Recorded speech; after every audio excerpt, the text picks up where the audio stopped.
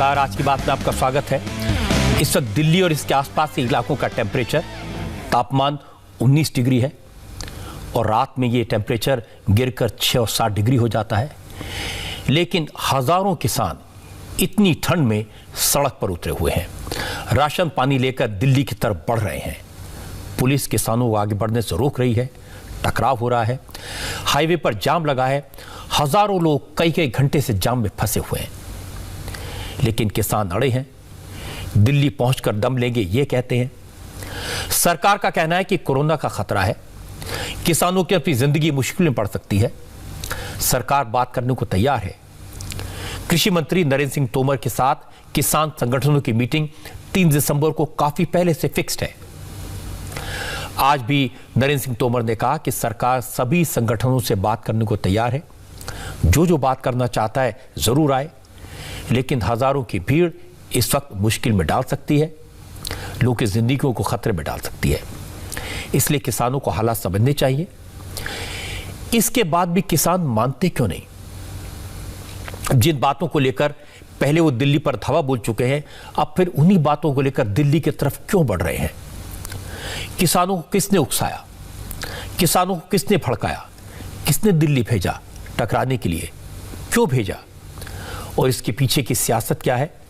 और किसानों की आड़ में राजनीतिक दलों के कार्यकर्ता माहौल को खराब करने की कोशिश कैसे कर रहे हैं? इन सब के बारे में आज हम बात करेंगे। लेकिन पहले आपको दिखा दूं कि सैकड़ों ट्रैक्टर और ट्रकों में राशन पानी लेकर सड़कों पर चल रहे किसानों ने आज कहां कहां तोड़फोड़ की, कहां कहां वो उग्र हुए, कैसे पुलिस के साथ उलझे।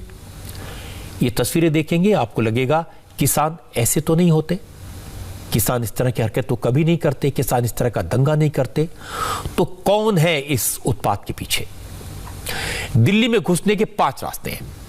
दिल्ली के 5 बॉर्डर पर आज दिन भर अफरा तफरी रही, क्योंकि कल रात से सबको पता था हजारों किसानों का दिल्ली चलो मार्च पंजाब से शुरू हो चुका है। किसानों के लिए बने 3 कानूनों के खिलाफ यह मार्च हो रहा है और ऐलान किया गया है कि जब तक सरकार इन कानूनों को वापस नहीं लेती, किसान दिल्ली में डेरा डाले रहेंगे। हालांकि दिल्ली पुलिस ने किसानों के धरने की एप्लीकेशन को रिजेक्ट कर दिया था, साफ साफ बता दिया था कि कोरोना का संकट है, कोरोना प्रोटोकॉल लागू है, ऐसे में किसी तरह के धरने की, प्रदर्शन की, रैली की परमिशन तो नहीं दी जा सकती। इसके बाद भी किसान दिल्ली की तरफ बढ़ने लगे तो उन्हें रास्ते में रोका गया, और जब रोका गया तो क्लैश हुआ और टकराव ऐसा जिसकी उम्मीद किसी ने नहीं की होगी।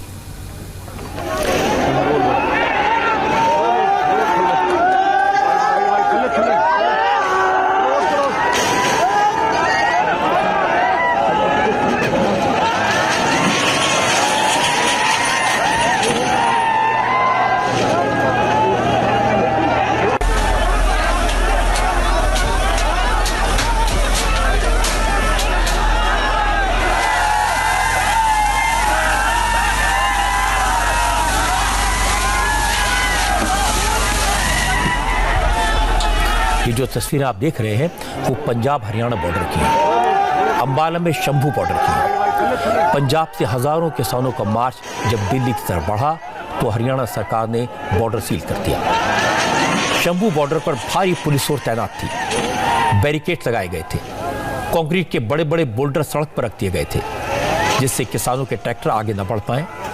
वाटर कैनन तैनात थे, लेकिन पानी की बौछार और पुलिस के तमाम इंतजामात किसानों को रोक नहीं पाए। किसानों ने शंभू बॉर्डर पर लगे बैरिकेड को तोड़ दिया, बैरिकेड को ब्रिज के नीचे फेंक दिया। किसानों ने शंभू बॉर्डर के पास रखे कंक्रीट के बोल्डर्स को भी तोड़ दिया।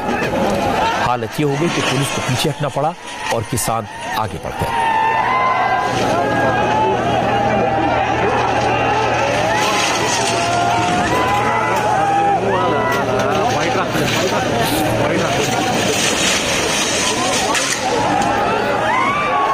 शंभू बॉर्डर पर पुलिस फोर्स और किसानों के बीच जमकर संघर्ष हुआ। पुलिस ने किसानों को समझाने की काफी देर तक कोशिश की, लेकिन किसान दिल्ली की तरफ जाने के लिए अड़े रहे, जिसके बाद पुलिस ने किसानों पर वाटर कैनन का इस्तेमाल किया। पुलिस ने पानी की बौछारों से किसानों को रोकने की कोशिश की।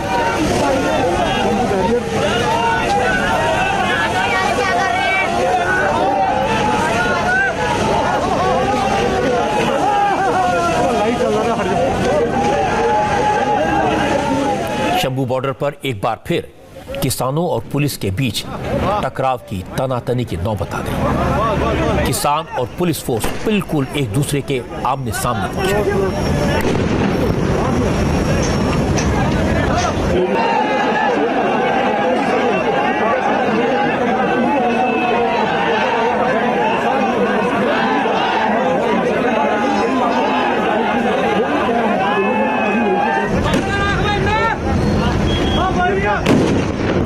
ये जितने भी किसान आपको दिखाई दे रहे हैं, ये सब के सब पंजाब से दिल्ली आ रहे हैं। दावा तो किया गया था कि किसानों के इस मार्च में अखिल भारतीय किसान संघर्ष समन्वय समिति, राष्ट्रीय किसान महासंघ और भारतीय किसान यूनियन सहित देश भर के 500 से ज्यादा किसान संगठन शामिल हैं। लेकिन सच्चाई ये है, जो किसान सड़कों पर हैं वो सब के सब पंजाब से आ रहे हैं। सोशल मीडिया पर किसानों के बीच से पुलिस पर, मीडिया पर हो रही पत्थरबाजी की तस्वीरों को पोस्ट किया गया। ये दावा किया गया कि पथराव करने वाले लोग किसान नहीं हैं, ये किसानों के आंदोलन में शामिल कांग्रेस के कार्यकर्ता हैं जो गड़बड़ करना चाहते हैं। क्योंकि किसानों ने जिस तरह का व्यवहार किया, जिस तरह का उग्र रुख अख्तियार किया, जिस तरह से पुलिस के बैरिकेड उखाड़कर नदी में फेंक दिए, उसके बाद भी पुलिस ने किसानों पर ताकत का इस्तेमाल नहीं किया, फोर्स का इस्तेमाल नहीं किया। लेकिन किसानों के बीच में से कुछ लोगों ने पत्थरबाजी करके पुलिस को उकसाने की कोशिश की। हालांकि जब वहां मौजूद कैमरा पर्सन्स ने पत्थरबाजी करने वाले लोगों की तस्वीर लेने की कोशिश की तो इन लोगों ने मीडिया को भी निशाना बनाया।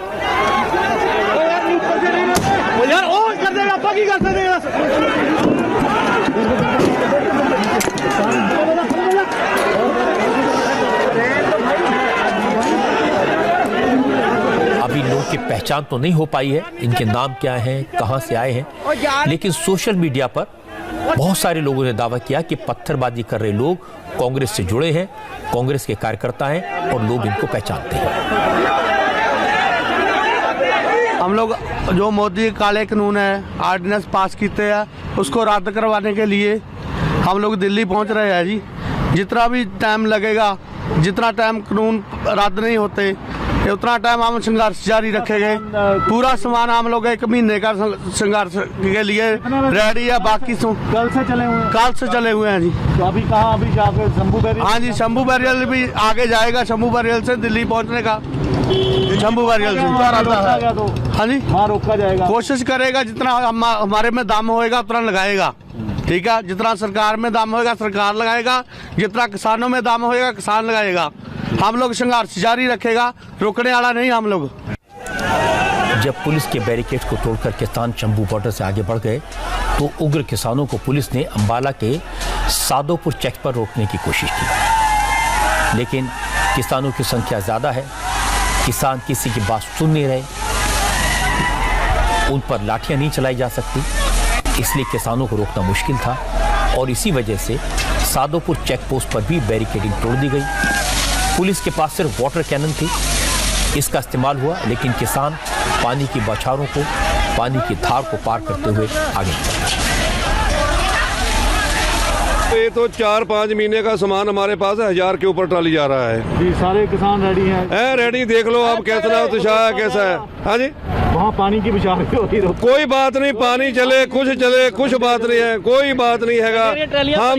हम लोग कुर्बानी ये भरिया, जो पंजाब का जो इतिहास है ना, कुर्बानी भरिया है, वो पानी की बिछाड़े मारेंगे, कोई बात नहीं, चलेंगे, दिल्ली जाएंगे। पंजाब और हरियाणा के किसान करनाल हाईवे होते हुए दिल्ली की तरफ बढ़ रहे हैं। हरियाणा पुलिस ने किसानों के मार्च को रोकने के लिए करनाल में भी इंतजाम किए थे।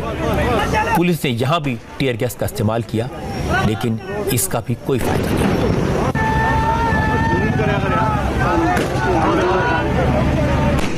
मोदी दी सरकार ने ਜਿਹੜੇ खेती ਦੇ ਸੰਬੰਧ ਵਿੱਚ 3 ਕਾਲੇ ਕਾਨੂੰਨ ਪਾਸ ਕੀਤੇ ਆ, ਅੱਜ ਹਿੰਦੁਸਤਾਨ ਦੀਆਂ ਸਾਰੀਆਂ ਕਿਸਾਨ ਜਥੇਬੰਦੀਆਂ ਉਹਦਾ ਵਿਰੋਧ ਕਰ ਰਹੀਆਂ। तकरीबन कितनी ट्राली है आपकी आगे जा रही है? ਅਸੀਂ ਗਿਣ ਨਹੀਂ ਸਕਦੇ, ਪਰ ਹਜ਼ਾਰਾਂ ਦੀ ਤਾਦਾਦ ਵਿੱਚ ਟਰਾਲੀ ਹੋ ਗਈ। ਅੱਜ हजारों की ट्राली रोका जाएगा आपको शंभू बैरियर में। जो शंभू बैरियर में रोकेंगे, जो किसान जथेबंदियों का फैसला है कि जिथे जिथे भी मुझको रोक देंगे, हम उसी टाइम उसी समय उत्थे धरना ला के बैठ जाएंगे।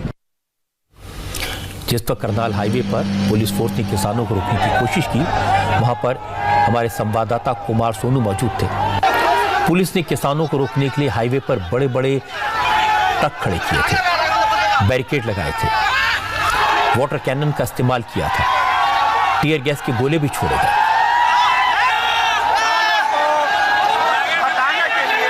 करनाल हाईवे पर इस वक्त आप देख सकते हैं कि वाटर कैनन का इस्तेमाल करनाल पुलिस के द्वारा किसानों के ऊपर किया जा रहा है, लेकिन बावजूद इसके किसान जो है अपनी मांगों को लेकर अड़े हुए हैं और अब धीरे धीरे आगे बढ़ने लगे हैं। फिलहाल पुलिस का भारी डिप्लॉयमेंट होने के बावजूद भी आप देखें किसान अपने ट्रैक्टरों को लेकर, अपनी गाड़ियों को लेकर धीरे धीरे आगे बढ़ रहे हैं और लगातार मांग कर रहे थे कि ये जो किसान कानून है उसको वापस लिया जाए, लेकिन वाटर कैनन का यहाँ इस्तेमाल जरूर हो रहा है, लेकिन बावजूद इसके जो है किसान पीछे नहीं हट रहे हैं। और सुबह से दिल्ली से चंडीगढ़ जाने वाले हाईवे पर बैठे हुए थे और उसके बाद कोर कमेटी की बैठक में ये फैसला हुआ कि तमाम जो किसान है वो आगे बढ़ेंगे और उसी के मद्देनजर आप देखें किसान धीरे धीरे आगे बढ़ने लगे हैं, ट्रैक्टर लेकर जा रहे हैं। ट्रैक्टरों में अंदर देखें कि लोग बैठे हुए हैं, किसान बैठे हुए हैं, तमाम व्यवस्था के साथ ये आगे बढ़ रहे हैं। हरियाणा पुलिस की तरफ से ट्रक जो है लगाकर रास्ते ब्लॉक किए गए थे, लेकिन जो तमाम किसान हैं अपने साथ ट्रैक्टर लेके आए थे, किसानों ने ट्रक हटा दिए हैं और एक एक करके जो किसानों के ट्रैक्टर हैं वो अब आगे की तरफ बढ़ने लगे हैं। किसानों का काफिला जब जींद के बॉर्डर पर पहुंचा तो वहां मार्च में शामिल कुछ लोगों ने पत्थरबाजी की, तोड़फोड़ की।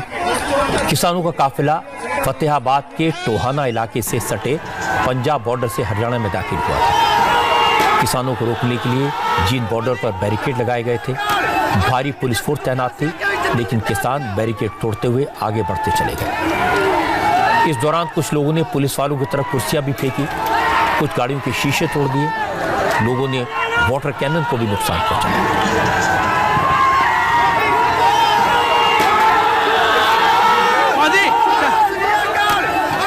हरियाणा के शाहबाद की तरफ से भी किसानों ने दिल्ली की तरफ आने की कोशिश की। यहां भी सड़कों पर वाटर कैनन के साथ पुलिस फोर्स तैनात थी।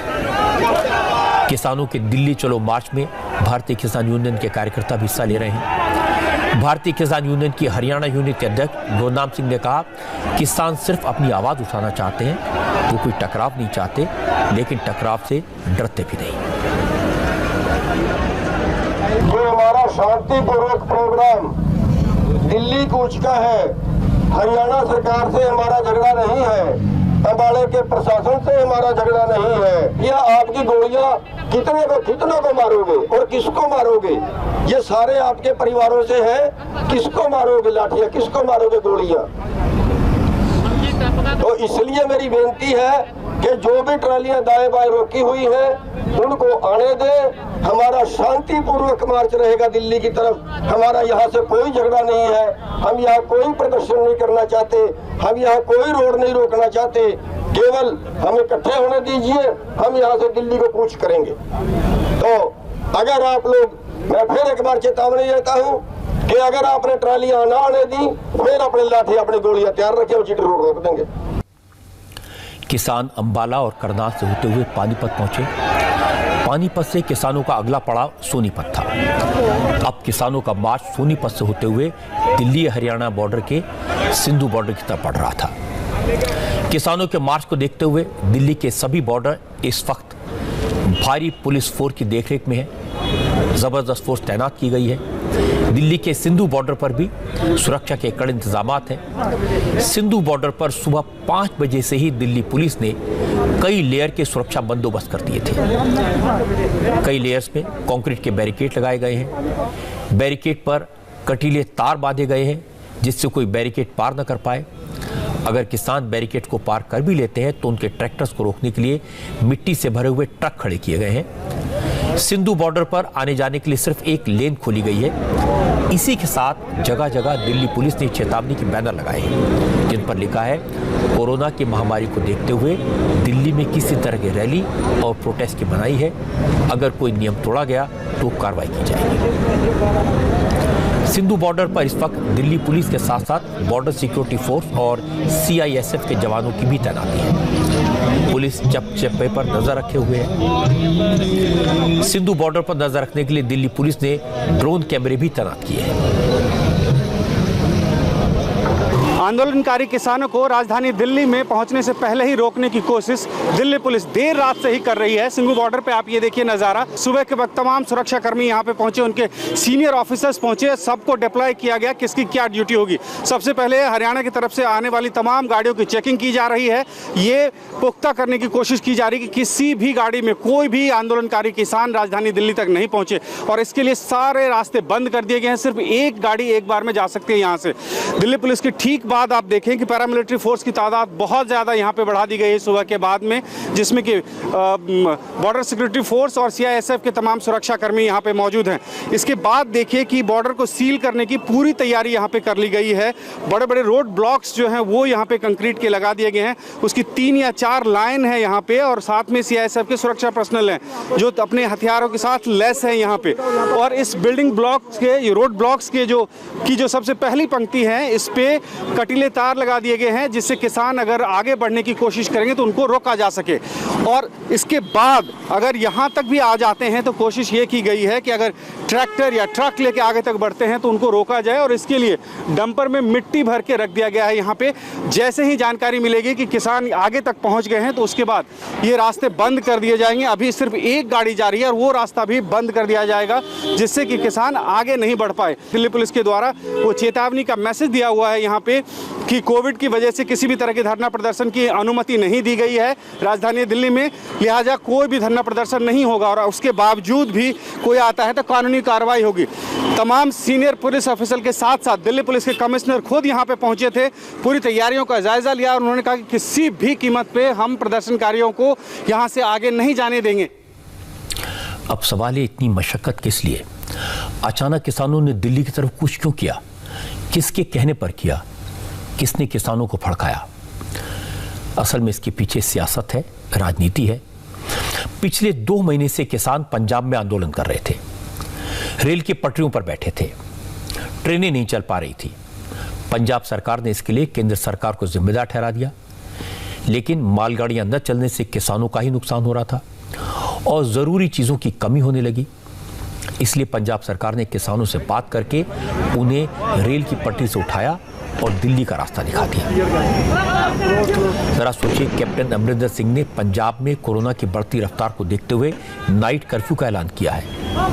वहां लोगों को इकट्ठा होने की इजाजत नहीं है, लेकिन पंजाब के किसानों को ऐसे मुश्किल वक्त में हजारों की संख्या में दिल्ली की तरफ रवाना कर दिया। आज जब हरियाणा में किसानों को रोकने की कोशिश हुई तो अमरिंदर सिंह ने हरियाणा के चीफ मिनिस्टर मनोहर लाल खट्टर को घेरा। उन्होंने कहा कि संविधान किसानों को सरकार के खिलाफ प्रदर्शन का अधिकार देता है। खट्टर सरकार किसानों के साथ अंग्रेजों के जमाने जैसा जुल्म कर रही है, किसानों का गला घोट रही है। कल शुरुआत हुई थी और सब दुनिया को मालूम था कि हमारे किसानों ने कहा है कि 26 से 27 को हम दिल्ली जाएंगे। तो मैं तो समझता हूँ उनका लोक राज हक है। कॉन्स्टिट्यूशन हमारी कहती है कि freedom of speech, freedom of action.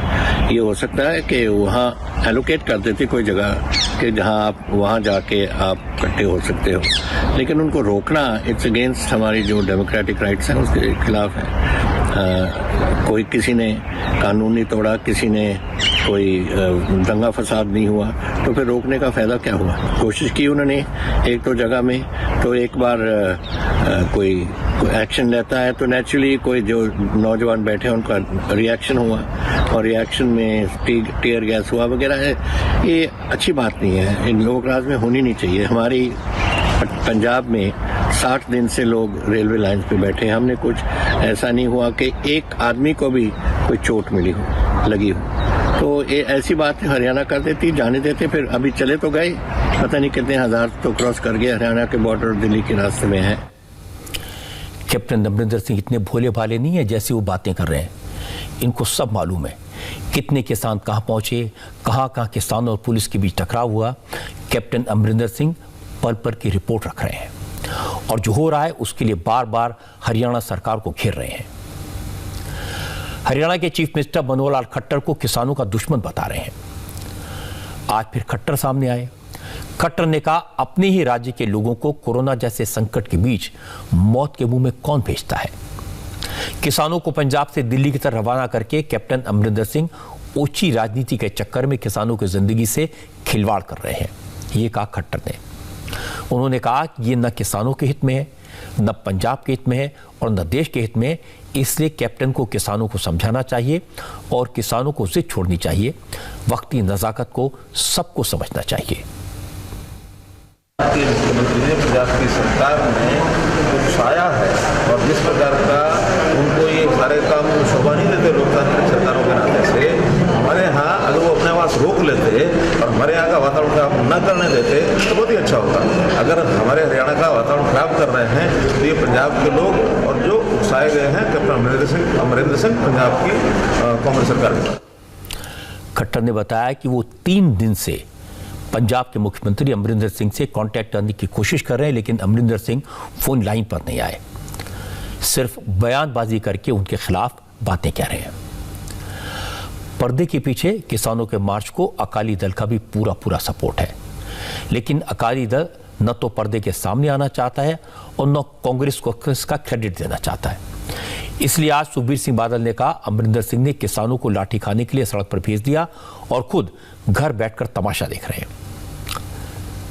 उन्होंने कहा कि बेहतर होता कैप्टन किसानों को दिल्ली भेजने के बजाय खुद दिल्ली जाकर केंद्र सरकार से बात करते। सब तो दोगला रोड कैप्टन अमरिंदर सिंह दा रहा है। सही मनी ते कैप्टन अज मुख्यमंत्री सूबे दा है। आ मुख्यमंत्री मीन साडे पूरे सूबे दा नुमाइंदा है, साडा सारियां दा मुख्यमंत्री है।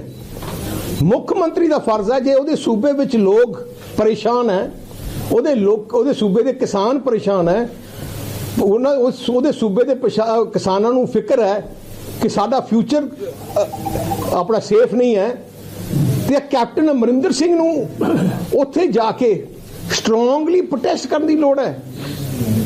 कैप्टन साहब कल्ले क्योंकि वो तो आप चुप करके बह गए, किसानां नूं, किसान जथेबंदियां नूं, किसान बुजुर्गां नूं, किसान मावां नूं सड़कां ते ला दिता डांगा खाण वास्ते ते अपने पानी की बिछाड़ां दा सामना करने वास्ते। आई कैप्टन उत्थे जाके आप प्रधानमंत्री नाल मिल के एग्रीकल्चर मिनिस्टर नाल मिल के उत्थे प्रेशर पाना चाहिए। परेशान तो केंद्र सरकार भी है, हालत पर नजर रखे हुए है। कृषि मंत्री नरेंद्र सिंह तोमर ने आज फिर कहा कांग्रेस जो खेल कर रही है वो खतरनाक है, किसानों को कांग्रेस के बहकावे में नहीं आना चाहिए। तोमर ने कहा कि अगर किसानों को कुछ कंफ्यूजन है, कोई शक है, आशंकाएं हैं तो सरकार उनसे बात करने को तैयार है, उनके सारे सवालों के जवाब देने के लिए तैयार है। किसानों को आंदोलन करने के बजाय बात करनी चाहिए। ये नए कानून भी आने वाले कल में किसान के जीवन में क्रांतिकारी बदलाव लाने वाले हैं। मैंने इससे पूर्व भी अधिकारी के स्तर पर, मेरे स्वयं के स्तर पर किसान बंधुओं से, यूनियन से मैंने बातचीत की, काफ़ी बातचीत हुई है और हमने कहा था कि यह बातचीत जारी रहेगी। आने वाले कल में 3 दिसंबर को फिर यह वार्ता आमंत्रित की गई है। मैं आपके माध्यम से सभी किसान भाइयों और बहनों को अनुरोध करना चाहता हूं कि चर्चा के माध्यम से ही रास्ते निकलते हैं। भारत सरकार चर्चा के लिए खुले मन से तैयार है। आंदोलन का रास्ता छोड़कर चर्चा के लिए सभी किसान यूनियन के लोग आएं। एग्रीकल्चर मिनिस्टर कह रहे हैं कि किसान आकर बात कर लें, जो भी संशय हैं, जो भी डाउट हैं, उन पर बैठकर बात करें। सरकार किसानों के साथ है, लेकिन जो किसानों को भड़का रहे हैं, जो उकसा रहे हैं, वो ऐसा नहीं चाहते। वो तो चाहते हैं किसान इसी तरह सड़कों पर डटे रहें और ये हंगामा बढ़ता रहे, तकरार होती रहे। इस प्रदर्शन की वजह से आज उन हजारों लोगों को भी दिक्कतों का सामना करना पड़ा जो घरों से दफ्तर के लिए निकले थे, किसी काम के लिए बाहर निकले थे। किसान मार्च की वजह से लोग घंटों ट्रैफिक जाम में फंसे। दिल्ली गुरुग्राम बॉर्डर पर तो भयंकर जाम लग गया, क्योंकि हर बॉर्डर पर चेकिंग चल रही थी, इसलिए दूसरे बॉर्डर्स पर भी गाड़ियों की लाइन लग गई। सिंधु बॉर्डर पर तो दोनों तरफ का मूवमेंट रोक दिया गया था। इस वक्त की ताज़ा तस्वीर आपको दिखा देता हूं। फिलहाल किसानों को पानीपत टोल प्लाजा के पास रोका गया है। किसानों ने तय किया है कि वो आज रात वहीं डेरा डालेंगे और इसके बाद कल दिल्ली के लिए कूच करेंगे। किसानों का आंदोलन पानीपत के टोल गेट तक आ पहुंचा है। फिलहाल किसानों ने ये तय किया है कि वो रात भर यहीं पर रुकेंगे और उसके बाद सुबह फिर दिल्ली की तरफ मार्च करेंगे। आप देख सकते हैं जो तमाम किसान हैं वो इस वक्त पानीपत के टोल गेट पर रुके हुए हैं और यहाँ पर खाना खा रहे हैं और उसके बाद यहीं पर रात भर आराम करेंगे और उसके बाद सुबह होते ही दिल्ली की तरफ कूच करेंगे। फिलहाल करनाल में इन लोगों को रोका हुआ था, लेकिन उसके बाद ये बैरिकेड को हटाकर वहां से आगे की तरफ बढ़ गए हैं और आपको तस्वीरें हम दिखा दें कि तमाम जो किसान हैं वो अपने ट्रैक्टर ट्रॉली लेकर यहाँ पर पहुंचे हुए थे। हालांकि दिल्ली में जो हरियाणा दिल्ली का बॉर्डर है, सिंगू बॉर्डर, वहां पर बैरिकेडिंग की गई है। तमाम भारी मात्रा में जो है सुरक्षा बल तैनात किया गया है ताकि किसी भी तरीके से किसान दिल्ली में एंटर ना कर सके। आज पंजाब से लेकर हरियाणा और दिल्ली तक लोग जाम में फंसे। सड़क पर उतरे किसानों को दिक्कत हुई और पुलिस को भी मुसीबत हुई। यह सब हुआ किसानों की नाराजगी को लेकर। किसानों का गुस्सा कानून को लेकर है, लेकिन इस नाराजगी की वजह कानून को लेकर फैलाई गई गलतफहमियां ज्यादा है। उदाहरण लीजिए, किसानों के सामने एक बड़ा इशू है एमएसपी का। वो चाहते हैं कि एमएसपी कानून का हिस्सा बने। सरकार का तर्क यह कि एमएसपी हमेशा से एडमिनिस्ट्रेटिव फैसला रहा है, कभी भी कानून का हिस्सा नहीं रहा। किसान कहते हैं कि मक्का, कपास, दालें एमएसपी से कम दाम पर खरीदी जा रही हैं। जिस फसल का 1800 रुपए मिलना चाहिए उन्हें 800 रुपए मिल रहा है। सरकार का कहना है कि अगर कोई एमएसपी से कम दाम पर फसल खरीदता है तो कानून के तहत यह अपराध है, उसके खिलाफ एक्शन लिया जाएगा। हरियाणा के मुख्यमंत्री ने कहा कि अगर किसी को एमएसपी से कम मिला तो मैं राजनीति छोड़ दूंगा। असल में एमएसपी और बाकी सारे इश्यूज में ऐसी कोई बात नहीं है जिसका हल बातचीत से निकाला न जा सके, लेकिन इसके लिए नीयत साफ होनी चाहिए, सरकार की और किसानों की, दोनों की। और मुझे लगता है कि दोनों की नीयत साफ है। फिर आप पूछेंगे भाई दिक्कत क्या है? दिक्कत है बिचौलियों की, मिडिलमैन की, बीच में पैसा खाने वालों की। और सरकार इसी दिक्कत को दूर करने की कोशिश में लगी है। सरकार किसानों को बिचौलियों से मुक्ति दिलाने के लिए कानून लाई। अब सरकार और किसानों के बीच यही मिडिलमैन आ गए। ये नहीं चाहते कि मामला सेटल हो, वो तो सरकार और किसानों के बीच टकराव देखना चाहते हैं। कानून वापस हो ये चाहते हैं ताकि उनके पैसे बनते रहें। सरकार की तरफ से किसानों के नेताओं को 3 दिसंबर को मीटिंग के लिए बुलाया गया है। अब इस मीटिंग में बातचीत से रास्ता निकल भी सकता है, लेकिन इस बीच किसानों को कहा गया कि दिल्ली के मार्च की कॉल दे दें। असल में जो लोग सियासत कर रहे हैं वो ऐसे हालात क्रिएट करना चाहते हैं कि किसान सड़कों पर आएं ताकि वो कह सकें सरकार किसानों पर जुल्म कर रही है, लाठी मार रही है, टीयर गैस चला रही है, पानी की बौछार की जा रही है। कैप्टन अमरिंदर सिंह, प्रियंका गांधी, रणदीप सुरजेवाला और कांग्रेस के दूसरे नेताओं के ट्वीट देख लीजिए, उनके बयान सुन लीजिए। मैं जो कह रहा हूं ये बात वही है जो ये लोग लिख रहे हैं। ये बात किसानों को समझनी चाहिए। बिचौलियों से दूर रहना चाहिए, उनके आकाओं से दूर रहना चाहिए, उनकी वकालत करने वालों से दूर रहना चाहिए और सीधे सीधे सरकार से बात करके टकराव से दूर रहकर सबके भले का रास्ता निकालना चाहिए। और ख़ास बात यह है कि ये कोरोना का वक्त है। इस समय सड़क पर निकलना ठीक नहीं है। कोरोना ऐसी बीमारी है जो एक साथ हजारों लोगों में फैल सकती है और अगर ऐसा हुआ तो किसानों के लिए, उनके परिवार वालों के लिए बड़ी मुश्किल हो जाएगी। वैसे कोरोना को लेकर एक अच्छी खबर जल्दी आने वाली है। प्रधानमंत्री नरेंद्र मोदी अहमदाबाद और पुणे की लैब में जाएंगे। इसका मकसद क्या है? क्या वहां मोदी वैक्सीन को लेकर कोई बड़ा ऐलान कर सकते हैं? इसके बारे में बात करेंगे, लेकिन पहले और इस वक्त की बड़ी खबर आपको बता दूं कि 28 नवंबर को यानी परसों कोरोना वैक्सीन को लेकर प्रधानमंत्री नरेंद्र मोदी कोई बड़ी बात कह सकते हैं। मोदी क्या कहेंगे इस बारे में तो कयास लगाना बेकार है। वो क्या सोचते हैं वो किसी को नहीं बताते, सिर्फ जनता को सीधे बताते हैं। इसीलिए ये बात अब तक किसी को मालूम भी नहीं है, लेकिन दावा किया जा रहा है कि मोदी बड़ा ऐलान कर सकते हैं।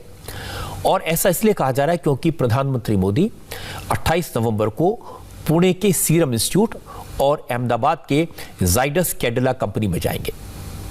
अहमदाबाद और पुणे का दौरा इसलिए महत्वपूर्ण है क्योंकि सीरम इंस्टीट्यूट और जाइडस कैडिला ये दोनों कोरोना वैक्सीन का प्रोडक्शन कर रहे हैं और बड़े पैमाने पर कर रहे हैं। पुणे के सीरम इंस्टीट्यूट में कोरोना वैक्सीन कोविशील्ड का प्रोडक्शन होना है। कोविशील्ड वो कोरोना वैक्सीन है जो भारत को सबसे पहले मिलने की उम्मीद है। इस वैक्सीन को फार्मा कंपनी एस्ट्रोजेनेका ने ऑक्सफोर्ड यूनिवर्सिटी के साथ मिलकर डेवलप किया है। प्रधानमंत्री मोदी सीरम इंस्टीट्यूट में जाकर देखेंगे कोरोना वैक्सीन के प्रोडक्शन, लॉन्चिंग और डिस्ट्रीब्यूशन के लिए क्या मैकेनिज्म तैयार किया गया है।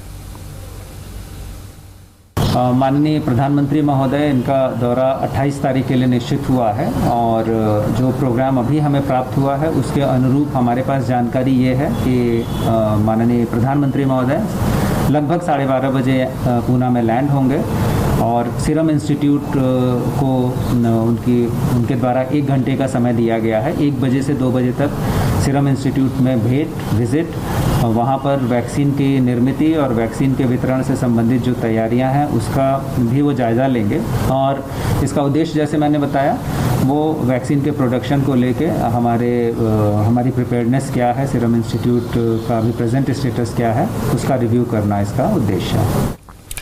28 नवंबर को ही प्रधानमंत्री मोदी पुणे के बाद अहमदाबाद के जाइडस कैडिला कंपनी में जाएंगे। जाइडस की वैक्सीन ज़ाइकोव डी वो वैक्सीन है जिसे अहमदाबाद में बनाया जा रहा है, इसलिए मोदी इस कंपनी में जाकर वैक्सीन के डेवलपमेंट की प्रोग्रेस देखेंगे। वैसे जाइडस अकेली भारतीय कंपनी नहीं है जो कोरोना वैक्सीन को डेवलप कर रही है और उसमें काफ़ी आगे बढ़ चुकी है। भारत बायोटेक भी ICMR और नेशनल इंस्टीट्यूट ऑफ वायरोलॉजी के साथ मिलकर कोरोना वैक्सीन डेवलप कर रहा है। भारत बायोटेक जो वैक्सीन डेवलप कर रही है उसका नाम कोवैक्सीन है। इस वैक्सीन का ट्रायल भी फाइनल स्टेज पर है। देश के कई शहरों में वॉलंटियर्स पर इसका ट्रायल किया जा रहा है। अहमदाबाद के 16 सिविल हॉस्पिटल में भी कोवैक्सीन का क्लिनिकल ट्रायल शुरू हो गया है। यहां करीब 1000 वॉलंटियर्स पर इस वैक्सीन का परीक्षण किया जा रहा है। इस हॉस्पिटल में कोवैक्सीन के 1000 डोज आ चुके हैं। इन्हें रखने के लिए स्पेशल फ्रीजर मंगवाए गए हैं। वॉलंटियर्स की पहचान हो चुकी है और अब उन्हें वैक्सीन की पहली डोज दी जा रही है। हमारे संवाददाता निर्णय कपूर आज इस हॉस्पिटल में गए। उन्होंने वैक्सीन ट्रायल के प्रोसेस को कैमरे में कैद किया। कोरोना वैक्सीन के ट्रायल की तस्वीरें आप पहली बार देख रहे हैं। ये तस्वीरें निर्णय ने भेजी हैं और निर्णय ने मुझे बताया कि वैक्सीन का ट्रायल सभी एज ग्रुप के लोगों पर किया जा रहा है, लेकिन ज्यादातर नौजवानों को इसके लिए चुना गया है। 1 महीने में इन्हें वैक्सीन की 2 डोज दी जाएंगी। डॉक्टर्स की एक टीम लगातार इन्हें मॉनिटर करेगी और देखेगी उन पर वैक्सीन का क्या असर पड़ा। यहाँ पे इस वक्त 16 सिविल में ये ट्रायल चलेगा। करीब 1000 कैंडिडेट जो हैं उनको महीने में 2 बार ये डोज दिए जाएंगे और उन पर परीक्षण करके तय किया जाएगा कि वैक्सीन का क्या असर हो रहा है, उन पे किस तरह से रिएक्ट कर रहे हैं और कितनी इफ़ेक्टिव है ये वैक्सीन। अलग अलग एज ग्रुप्स के पेशेंट जो हैं उनको आइडेंटिफाई किया गया है और उन्हें यहाँ पे ये वैक्सीन जो है करीब 1 महीने तक ये ट्रायल्स चलेंगे और उसकी बाकायदा स्टडी की जाएगी। देश में अलग अलग जगह ये स्टडी जो है चल रही है। अहमदाबाद में 16 सिविल हॉस्पिटल को सिलेक्ट किया गया है इसके लिए और वैक्सीन जो है उसको यहाँ पे लाया गया है। एक बाकायदा कंट्रोल टेम्परेचर में उसे मेंटेन करके रखा जाता है और अलग अलग कैंडिडेट्स जो हैं उनको पूरे स्टेट से आइडेंटिफाई करके यहाँ पे बुलाया जा रहा है, वैक्सीन दी जा रही है और वैक्सीन की जो एफिकेसी है उसको बाकायदा टेस्ट किया जा रहा है और किस तरह से पेशेंट रिएक्ट कर रहे हैं, कितनी इफेक्टिव है और उनको कोई साइड इफेक्ट होता है या नहीं। 3rd स्टेज का ह्यूमन ट्रायल है और इसके बाद इस पूरे देश में जो ये स्टडी चल रही है उसके बाद उनके रिजल्ट्स आने के बाद ये तय होगा कि वैक्सीन कितनी इफेक्टिव है। अब तक के जो ट्रायल्स हुए हैं वो काफ़ी सेटिस्फैक्ट्री लग रहे हैं देश भर में जो है और अब गुजरात में भी इसके ट्रायल चल रहे हैं जिसके बाद आगे की रणनीति, आगे का जो प्रोसेस है वो तय किया जाएगा।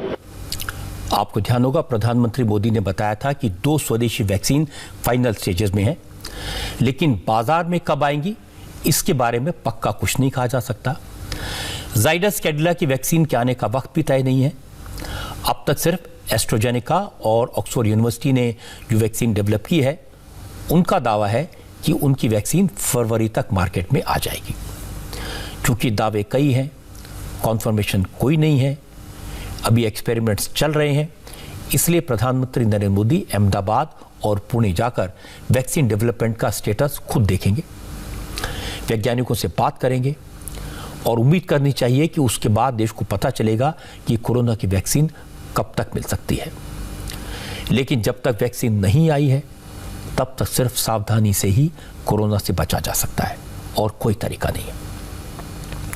लेकिन मुश्किल यह है कि लोग थक गए हैं, बाहर निकलना चाहते हैं और आजकल सबसे बड़ी बात यह है कि शादियों का सीजन है। सरकारों ने तमाम तरह की पाबंदियां लगाई हैं, लेकिन शादियां पहले से फिक्स्ड हैं, कार्ड बांटे जा चुके हैं, इसलिए शादियों को तो टाला नहीं जा सकता। अब पाबंदियों की आड़ में आम लोगों को परेशान न किया जाए, राज्य सरकारें इसकी भी चिंता कर रही हैं। पहल की उत्तर प्रदेश के मुख्यमंत्री योगी आदित्यनाथ ने।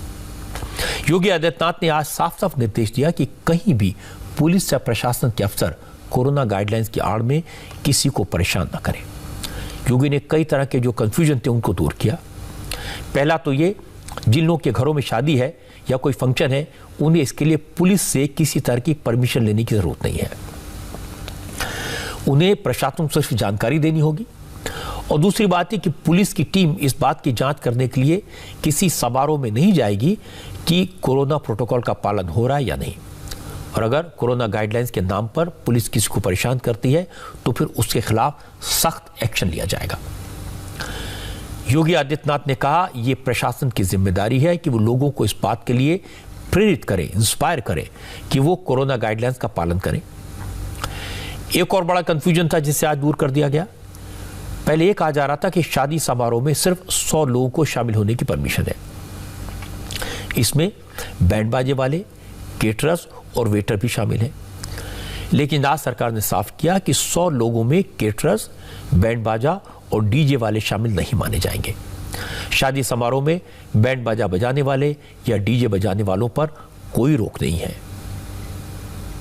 संबंध में भी जो निर्देश भारत सरकार के हैं उस तरह से उसी तरीके से परमिशंस दी जा रही हैं। लेकिन छोटी छोटी बातों को लेकर, जैसा मैंने कहा कि जिसके यहाँ कोई खुशी या कोई गम का ऐसा कार्यक्रम चल रहा है, उसमें अननेसेसरी इंस्पेक्टर राज चलाना या उनको हरासमेंट करने से बचने के लिए ये दिया गया है कि सुपरवाइजरी लेवल पे, सीनियर लेवल पे लोग इन चीज़ों को देखें, खुद विजिट करें और ये सुनिश्चित कराएं कि कोविड गाइडलाइन के नाम पर किसी का हरासमेंट भी न हो, साथ साथ जो भी निर्देश हैं उसका अनुपालन भी किया जा सके। अब योगी आदित्यनाथ को इस तरह के निर्देश क्यों देने पड़े और ये कितना ज़रूरी था ये करना, इसका एक एग्जाम्पल मैं आपको बता देता हूँ। कल मेरठ में इसी तरह के कंफ्यूजन के चक्कर में दूल्हे और दुल्हन के पिता के अलावा बैंक्वेट हॉल के मालिक पर भी केस दर्ज कर दिया गया। कल देव उठनी एकादशी के मौके पर अच्छा मुहूर्त था, बहुत सारी शादियां हुई। पुलिस जगह जगह जाकर चेक कर रही थी कि कोरोना प्रोटोकॉल का उल्लंघन तो नहीं हो रहा। पुलिस वालों ने बैजल भवन में हो रही शादी में कोरोना प्रोटोकॉल के उल्लंघन के मामले में केस दर्ज किया। इस केस को लेकर मेरठ के एएसपी ने जो बयान दिया उससे भी साफ है कि गाइडेंस को लेकर कितना कंफ्यूजन है। एएसपी कह रहे हैं कि शादी में आने के लिए जिन 100 लोगों को मंजूरी दी गई है उनमें बैंड बाजे वाले भी शामिल हैं। ये कल रात के समय चेकिंग के दौरान क्योंकि स्पष्ट आदेश हैं अब शासन के कि किसी भी शादी ब्याह में सभी लोगों को मिला के, चाहे वो बैंड हो कोई भी हो, सबको मिला के 100 से अधिक संख्या नहीं होनी चाहिए। तो एक वहाँ पर चेकिंग के दौरान बैजल भवन में एक शादी हो रही थी, वहाँ पर लगभग 300-350 लोग के आसपास वहाँ पर मौजूद थे। तो जानकारी की गई तो उसमें बैजल भवन के जो मालिक हैं जिनका वो गेस्ट हाउस है, इसके अलावा लड़की के पिता और लड़के के पिता दोनों के विरुद्ध जिन्होंने ये गेस्ट हाउस बुक किया था, इन 3 लोग के विरुद्ध मुकदमा दर्ज किया गया है। और इसी तरह की कठोर कार्रवाई आगे भी की जाती रहेगी अगर लोग कोविड गाइडलाइंस का अनुपालन नहीं करेंगे तो। अब जरा सोचिए, जिसके घर में शादी हो, लड़की के पिता को लड़के के पिता के खिलाफ केस दर्ज कर दिया जाए, पुलिस उन्हें ढूंढ रही हो, तो क्या माहौल होगा। इसीलिए योगी आदित्यनाथ को ये आज कंफ्यूजन दूर करना पड़ा। एक और मामला आपको बताता हूं, ये मथुरा में हुआ। यहां किसी पर एफआईआर तो नहीं हुई, लेकिन पुलिस वालों ने बैंड पार्टी को पकड़कर थाने में बिठा लिया। दरअसल कल मथुरा के कोसी कला इलाके में बारात जा रही थी। बैंड की धुन पर बाराती नाच रहे थे। जैसे ही बैंड वाले थाने के पास से गुजरे, पुलिस वालों उन्हें पकड़ लिया। पुलिस ने कहा सड़क पर बैंड बजाने की इजाजत नहीं है। दूल्हे ने मिन्नतें की, बाकी लोग ने हाथ पैर जोड़े, लेकिन पुलिस टस से मस नहीं हुई। कई घंटे बाद पुलिस ने बैंड वालों को छोड़ा और कहा अब सड़क पर नहीं बल्कि दुल्हन के घर पहुंचकर ही बैंड बजाना। जरा सोचिए, जब एएसपी लेवल के अफसर ने गाइडलाइंस को लेकर कंफ्यूजन था तो लोअर लेवल के पुलिस जवानों का क्या हाल होगा। वैसे भी जब किसी शादी में पुलिस वाले चेकिंग करने पहुंच जाएं तो तमाम तरह का डर पैदा हो जाता है, रंग में भंग पड़ जाता है। इसलिए मैं तारीफ करूंगा योगी आदित्यनाथ की। उन्होंने अच्छा काम किया कि शादी समारोह में पुलिस की एंट्री बंद कर दी और यह कंफ्यूजन भी दूर कर दिया कि किसी फंक्शन के लिए पुलिस से परमिशन की जरूरत नहीं है। बैंड बाजा और बारात निकालने पर भी पाबंदी नहीं है। बस ध्यान ये रखना है एक वक्त में 100 से ज्यादा बाराती ना हो, 100 से ज्यादा लोग एक जगह पर इकट्ठे ना हो, क्लोज स्पेस में 50 लोगों से ज्यादा ना हो, सोशल डिस्टेंसिंग का पालन हो, बिना मास्क के किसी को एंट्री न दी जाए। और ये सारी बातें लोगों को माननी चाहिए, अपने आप माननी चाहिए, क्योंकि अब पुलिस का डर नहीं है और जो किया जा रहा है वो उनकी भलाई के लिए है। एक फोन कॉल के चक्कर में लालू यादव बंगले से वार्ड में कैसे पहुंच गए, बिहार की सियासत पर एक इंटरेस्टिंग अपडेट मैं आपको दूंगा। जेल में रहकर बिहार में अपनी बेटी की सरकार बनवाने की कोशिश में लगे लालू यादव की मुश्किलें आज बढ़ गईं। बिहार में एनडीए की सरकार को गिराने की कोशिशों को लेकर, हॉर्स ट्रेडिंग को लेकर आरोप लगे और लालू यादव के मामले में आज 4 डेवलपमेंट हुए। पहला, बीजेपी एमएलए ललन पासवान ने लालू यादव के खिलाफ एफआईआर दर्ज की। ललन पासवान ने ही लालू पर उन्हें फोन करने और मंत्री पद का लालच देने का आरोप लगाया है। दूसरा, लालू को रिम्स हॉस्पिटल के डायरेक्टर के बंगले से हटाकर पेइंग वार्ड में शिफ्ट कर दिया गया। और तीसरा, लालू यादव का सेवादार इरफान अंसारी अंडरग्राउंड हो गया। कहा जा रहा है कि जिस मोबाइल से लालू ने फोन किया था उसका सिम इरफान अंसारी के नाम पर था। झारखंड के आईजी ने भी रांची के कलेक्टर को इस बात की जांच करने के लिए कहा कि लालू के पास फोन कैसे पहुंचा। लालू के मामले में चौथी डेवलपमेंट यह हुई कि उनके खिलाफ झारखंड हाईकोर्ट में एक पिटीशन फाइल की गई है, जिसमें कहा गया कि जब से लालू जेल गए हैं तब से वो रिम्स में ही है, जहां उन्हें 5 स्टार फैसिलिटीज दी गई हैं। वो सिर्फ नाम के लिए जेल में है, जेल में रहकर वो भी कई तरह की गतिविधियों को अंजाम दे रहे हैं। लालू प्रसाद जी चूंकि आदतन अपराधी हैं, उनको अविलंब तात्कालिक रूप से रिम्स के बंगला से उठा करके इनको होटवार जेल के सेल में डालना चाहिए और ये पूरी प्रक्रिया पूरी कर करके, इनकी तबीयत खराब है इनका कहना है, तो भाई तिहाड़ जेल बेहतर होगा, वहाँ सारी सुविधा प्राप्त है, तिहाड़ जेल में रहिए। और अगर नहीं ये काम झारखंड की सरकार करेगी तो भ्रष्टाचार पर नजरिया कैसा है? क्या भ्रष्टाचार के मामले में कोई व्यक्ति दोषी हो, क्या उस पर विधि सम्मत कार्रवाई न्यायालय करे और उसको सारी सुविधा दे करके क्या भ्रष्टाचार को पोषित करना चाहते हैं? लालू यादव की जमानत याचिका पर कल सुनवाई होनी है, क्योंकि वो आधी सजा काट चुके हैं और एक केस में अगर उन्हें जमानत मिली तो जेल से बाहर आ सकते हैं। आरजी के नेताओं को उम्मीद है कि कल लालू को जमानत मिल जाएगी और उसके बाद जब वो जेल से बाहर आएंगे तो फिर सियासत का खेल कर सकते हैं। इसीलिए जेडीयू और बीजेपी ऐसा बिल्कुल नहीं चाहते, क्योंकि उन्हें लगता है कि अगर लालू जेल से बाहर आ गए तो चुप नहीं बैठेंगे। वो जेल के अंदर बैठकर खेल कर रहे तो बाहर आकर तो कुछ ना कुछ कर ही देंगे। इस बार बहुमत का अंतर कम है और अगर 4-6 विधायक इधर से उधर हुए तो सियासी समीकरण बदल सकते हैं। इसलिए हो सकता है कि कल अदालत में यह तर्क दिया जाए कि लालू अगर जेल में रहे, वहां से फोन कर रहे थे विधायक को, तो बाहर आकर क्या कर सकते हैं, इसलिए उन्हें जमानत न दी जाए। बिहार के चुनाव को इस बार ओवैसी ने इंटरेस्टिंग बनाया, तो अब बीजेपी ने ओवैसी के गढ़ हैदराबाद में हो रहे लोकल बॉडीज के इलेक्शन को और इंटरेस्टिंग बना दिया है। इन चुनावों को लेकर एमआईएम और बीजेपी में किस तरह की तकरार हुई, किस तरह की जंग हुई, इसकी झलक देखेंगे। अब राजनीति की एक इंटरेस्टिंग खबर आपको बताता हूं। हैदराबाद में म्युनिसिपल कॉर्पोरेशन के इलेक्शन हो रहे हैं। बिल्कुल लोकल इलेक्शन है, छोटा सा चुनाव है, लेकिन चर्चा पूरे देश में है। 1 दिसंबर को वोटिंग होगी, लेकिन इन लोकल बॉडीज के इलेक्शन को बीजेपी ने बड़ा बना दिया है। बीजेपी के बड़े बड़े स्टार कैंपेनर अब इस चुनाव में प्रचार करेंगे। उत्तर प्रदेश के मुख्यमंत्री योगी आदित्यनाथ, बीजेपी अध्यक्ष जेपी नड्डा और फिर होम मिनिस्टर अमित शाह भी हैदराबाद जाएंगे, बीजेपी के लिए वोट मांगेंगे, चुनाव प्रचार करेंगे म्युनिसिपल कॉर्पोरेशन के चुनाव में।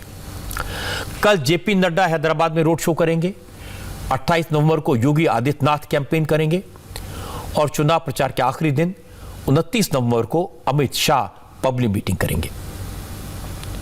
बीजेपी के स्टार कैंपेनर्स के बारे में जैसे ओवैसी को पता चला तो उन्होंने एक पब्लिक मीटिंग में कहा, अब खुद प्रधानमंत्री नरेंद्र मोदी भी हैदराबाद आ जाएं और रैली कर ले, फिर देखते हैं कि बीजेपी कितनी सीटें जीतती है। ब्रांड हैदराबाद को बचाने के लिए बीजेपी की जमानत को जब्त करेंगे इंशाअल्लाह ताला, और बीजेपी की शिकस्त यकीनी है। अरे तुम नरेंद्र मोदी को बुला के कैंपेन करो, चलो पुराने शहर में देखिए क्या होगा। बुलाओ वजीर आजम को, बुलाओ और कैंपेन कराओ, बताएंगे तुमको ये क्यों बुला रहे लोगों को। बुलाओ तुम्हारा असल जो चेहरा है, बुलाओ मोदी को बुला के मुकाबला कराओ, लगाओ मोदी की मीटिंग है, देख लो कितनी सीट तुम जीतते। यहाँ पर बिहार में कौन सा तीर मारे आप? 2019 में जो इलेक्शन हुआ था पार्लियामेंट का, बीजेपी ने बिहार में 222 असेंबली सीट जीती थी। 222 1.5 साल में 75 पर आ गए तुम। कौन सी दुनिया में तुम रह रहे? हम बिहार में 20 सीट और 5 जीते इंशाअल्लाह ताला। जो सफर मजलिस के बुजुर्गों ने शुरू किया था वो अब रुकने वाला नहीं है। योगी, जेपी नड्डा और अमित शाह के इस कैंपेन में जाने से ऐसा लग रहा है कि हैदराबाद में म्युनिसिपल कॉर्पोरेशन का चुनाव बीजेपी और ओवैसी की पार्टी के बीच हो रहा है। लेकिन आपको जानकर हैरानी होगी कि हैदराबाद के म्युनिसिपल कॉर्पोरेशन पर इस वक्त टीआरएस का कब्जा है। पिछली बार टीआरएस को 150 में से 99 सीटें मिली थी। ओवैसी की पार्टी एआईएमआईएम ने 44 सीटें जीती थी, जबकि बीजेपी को सिर्फ 4 सीटें मिली थी। लेकिन अब लग रहा है कि टीआरएस कहीं मैदान में ही नहीं है।